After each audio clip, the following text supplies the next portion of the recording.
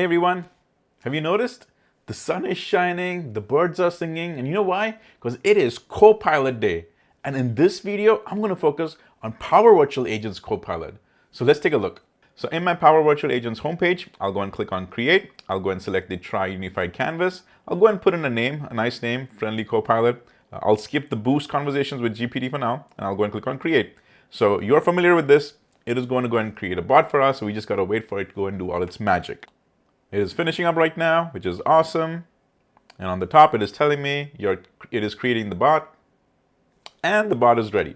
But let's go take a look at this new stuff, all right? So I'll go to topics, and now under new topic, when your dropdown is there, you see create a Copilot preview. Let's go check that out. So when I click on it, and now this new pop-up window comes up, which is completely new. And let's take a look at it. So you get the option to name your topic, which you're familiar with, but you also get to either select one of the examples or create a topic. You know what this means? Is that it is going to do all the heavy lifting for you. So if you either give it a full natural language type of a explanation of what you want the bot, you can go do that over here. You see the example it gives you? It says, let a user check the status of a flight, accepting the flight number and date for each questions, and add 2 message variations and a alternative speech. That's natural language. You naturally explain to the bot what this topic is going to be about. But if you're not really sure, let's go and even select one of these ones right here. So let me go and first put in a topic, a name for my topic. I'll just call this as a friendly Copilot. And then after that, I'll go and say, let someone order a pizza, choosing from a common pizza type. So let's actually go with one of these examples. So I'll select it, and now I'll click on create. Now, this just doesn't go and put in the triggers for you. No, it goes above and beyond. It actually built the entire bot for you. And look over here. It went ahead and added 10 trigger faces. Remember, 5 is the minimum that you need. It went and added more. It went above and beyond. Trigger faces are over here. Went and added a question one. It went and added another question and a message. So the question we see is, what type of pizzas would you like to order? And it went ahead and added that over here. It went and also put in another question. How many pizzas would you like to order? So far, I'm liking what it has done, but there is room for improvement. And this is where the other magic is, that you've got the options to improve it. So let me show you a few of them.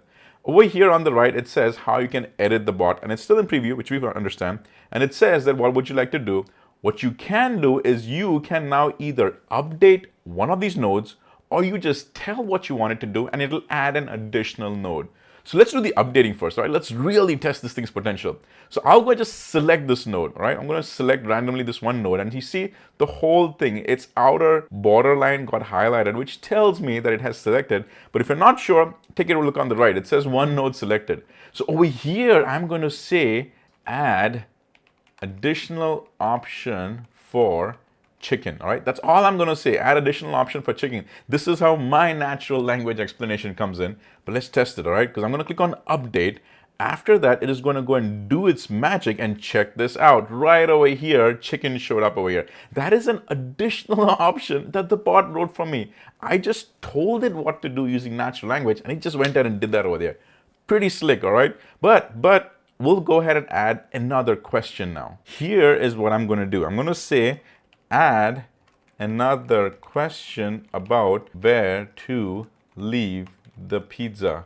Leave 2 options. One is doorstep, and another is to knock on the door. All right, let's try that. So I'll click on update. Now it is going to go ahead and add another question. Let's see how well it understood what we just explained it in layman's terms. And I think it is done. See, right over here, it went in and added that question for us. And it took exactly what I said. It said, where should we leave the pizza? It went in and added a multiple choice options, doorstep, knock on the door. Come on, this is amazing. We are able to build this bot in lightning speed.